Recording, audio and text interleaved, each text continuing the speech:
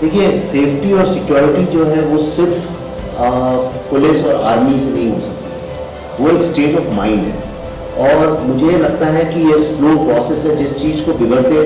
मुझसे किसी ने बहुत अच्छी बात बोली थी, and this was told to me by a local person here in Kashmir. जब मैं शूट कर रहा था, मुझे एक लड़के ने बड़ी अच्छी बात बोली थी।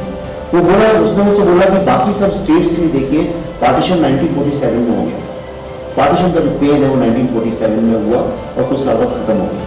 लेकिन कश्मीर में पार्टीशन कभी रुका ही नहीं, it's a continuous partition and which is so true.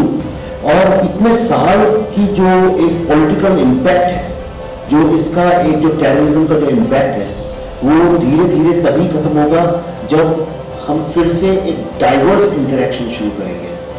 और दुख की बात यह है कि कोई अगर बाहर से आया, कोई लेबर आया, कोई माइग्रेंट आया वापस, और उसको अगर जब हम टारगेट किलिंग उसकी कर देते हैं तो बाकी लोग भी दहशत में आ जाते हैं। और ऐसा नहीं है कि वही लोग दहशत में आ जाते हैं जो बाहर से आ रहे हैं, जो यहाँ रहते हैं वो भी दहशत में आते हैं।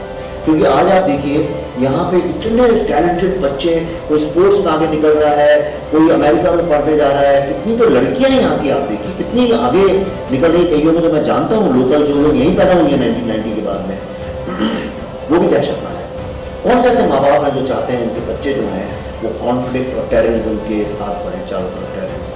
वो तो ये नहीं चाहते। ये कौन चाहता है? देखिए, गवर्नमेंट भी ऐसा नहीं चाहती है कि लोग मरे, लोग भी नहीं चाहते हैं कि वो मरे, पुलिस भी नहीं चाहती है कि वो मरे। आपने कोई ये तो सोचते ही नहीं पुलिस वाले कितने मरते हैं, वो तो लोकल लोग हैं, यहीं के लोग हैं, वो 90s में भी मर रहे थे, अभी भी मर रहे हैं। और जो मीडिया में कितने लोग मरे, वो भी नहीं चाहते। तो ये कौन है जो चाहता है लोग मरे? वो कौन सा वेस्टेड इंटरेस्ट है? जब तक हम सब लोग सिलेक्टिवली बात करते रहेंगे उसका सोल्यूशन नहीं निकलेगा। मेरे दिमाग में मेरी बड़ी जो छोटी मतलब बहुत लिमिटेड जो अपनी अंडरस्टैंडिंग, मुझे ऐसा लगता है दो चीज़ें जो चेंज कर सकती हैं, जो डिफिकल्ट है।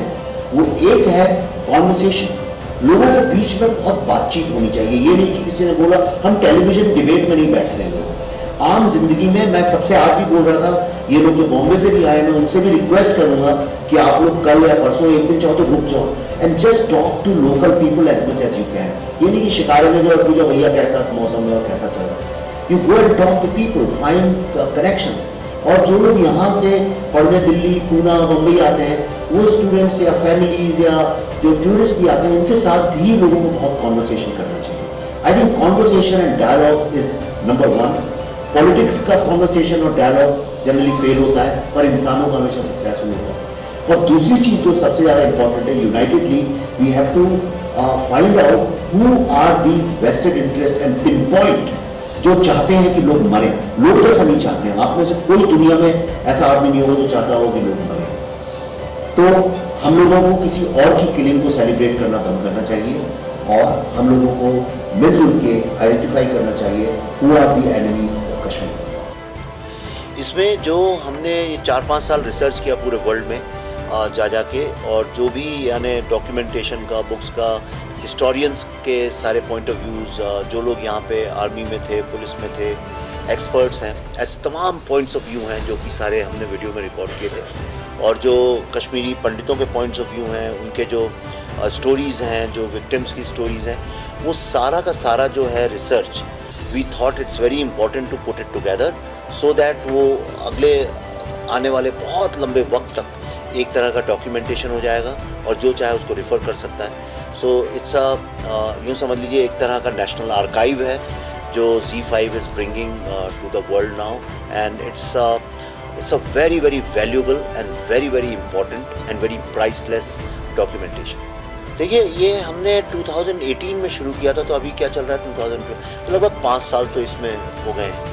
और हमने अमेरिका में, यूरोप में, थाईलैंड में, जम्मू में, पंजाब, जितने भी शहरों में जहाँ पे भी लोग फैले हुए हैं, और उसके अलावा कश्मीर में यहाँ की अथॉरिटीज़ से, उसके अलावा जो पार्लियामेंट रिकॉर्ड्स हैं, आर्काइव्स हैं, बुक्स हैं, न्यूज़पेपर्स हैं, उस वक्त की जो डॉक्यूमेंट्रीज़ हैं, इंटरनेशनल डॉक्यूमेंट्रीज़ हैं, वीडियोज़ हैं, जिन लोगों ने आके यहाँ जर्नलिज्म की उस वक्त की, जिन लोगों ने जा के उस वक्त एक माहौल ऐसा था, आप शायद पैदा भी नहीं हुए होंगे उस वक्त में, तो आप तो अभी 23-24 साल के हैं, तो जो बहुत पुरानी बातें हैं, तो जो लोग उस वक्त आए थे उनकी बातें, उस सबको जोड़ के और उसको हमने क्रॉस एग्जामिन करके जो कॉमन एलिमेंट्स थे सारे के सारे, जो पूरे दायरे में जो कॉमन एलिमेंट्स थे उनको फिर जोड़ के ये एक पूरी सीरीज़ बनाई है। इसको देख के कम से कम लोगों को ये समझ में आ जाएगा कि जो यहाँ पे जो एक टेररिज्म फैला, जो जेनोसाइड हुआ, वो उसके पीछे कौन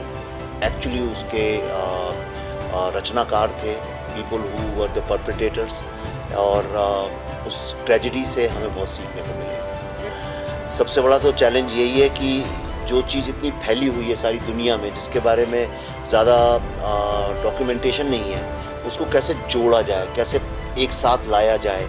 तो जो उसकी जो पूरी एक मेथोडोलॉजी होती है वो एक बहुत बड़ा चैलेंज था। दूसरा था चैलेंज कि जो लोगों ने 32 साल से बातचीत नहीं करी अपने दुख और दर्द के बारे में, उनके अंदर से निकलवाना, जो कि पल्लवी जी ने काफ़ी she played a very important role in that. फिर उसको कैसे किस सेंसिटिविटी के साथ सामने लाया जाए, that was the third challenge.